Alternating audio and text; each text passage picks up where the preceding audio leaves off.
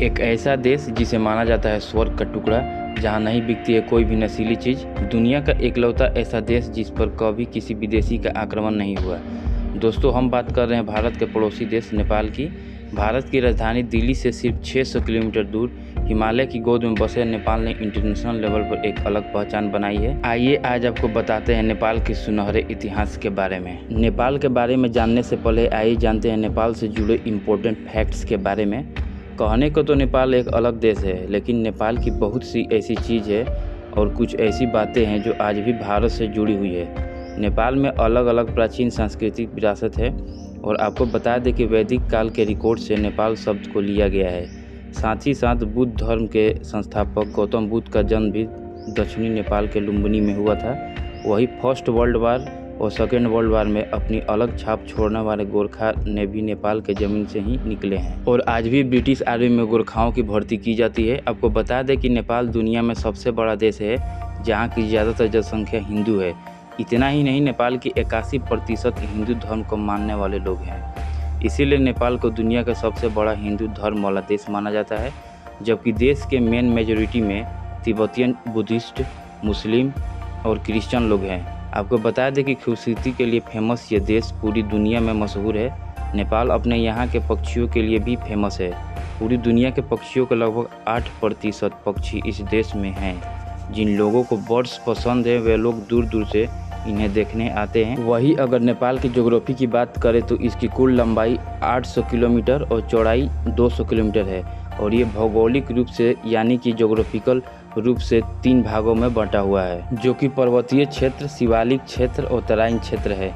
नेपाल का क्षेत्रफल लगभग 1,47,181 वर्ग किलोमीटर है। आपको बता दें कि नेपाल क्षेत्रफल के अनुसार 93वां सबसे बड़ा देश है और वही जनसंख्या के हिसाब से दुनिया का 41वां सबसे बड़ा देश है। नेपाल की वर्तमान जनसंख्या लगभग 3 करोड़ 30 लाख है। नेपाल के राज्य भाषा नेपाली है और यहाँ के लोगों को भी नेपाली कहा जाता है। नेपाल की राजधानी काठमांडू है। नेपाल के नए संविधान के मुताबिक नेपाल को 7 राज्यों में बांटा गया है। इन सभी राज्यों को मिलाकर पूरे देश में कुल 77 जिले हैं। नेपाल देश की संस्कृति तिब्बत एवं भारत से काफ़ी मिलता जुलता है। नेपाल में नेपाली भाषा को छोड़कर मुख्य रूप से 6 भाषाएं और बोली जाती है। गुरुङ, तमाङ, नेपा भाषा नेवा, गोखाली, किराती और मगर है। ये तो नेपाल से जुड़े हुए कुछ फैक्ट्स है। आइए बात करते हैं नेपाल के इतिहास के बारे में। आपको बता दें कि नेपाल बहुत पहले अशोक साम्राज्य का एक हिस्सा हुआ करता था। 3वीं शताब्दी में ही अशोक साम्राज्य ने नेपाल को अपने अधिकार में ले लिया था। इसके बाद 4वीं शताब्दी में नेपाल राज्य ने समुद्रगुप्त की सत्ता को स्वीकार कर लिया और फिर 7वीं शताब्दी में नेपाल पर अपना अधिकार जमाने के लिए तिब्बत ने हमला कर दिया और नेपाल पर अपना अधिकार जमा लिया। 11वीं शताब्दी आते आते काकोरी वंश के राजाओं ने नेपाल पर अधिकार जमा लिया। इन सभी के बाद नेपाल में मल्ल वंश का उदय हुआ।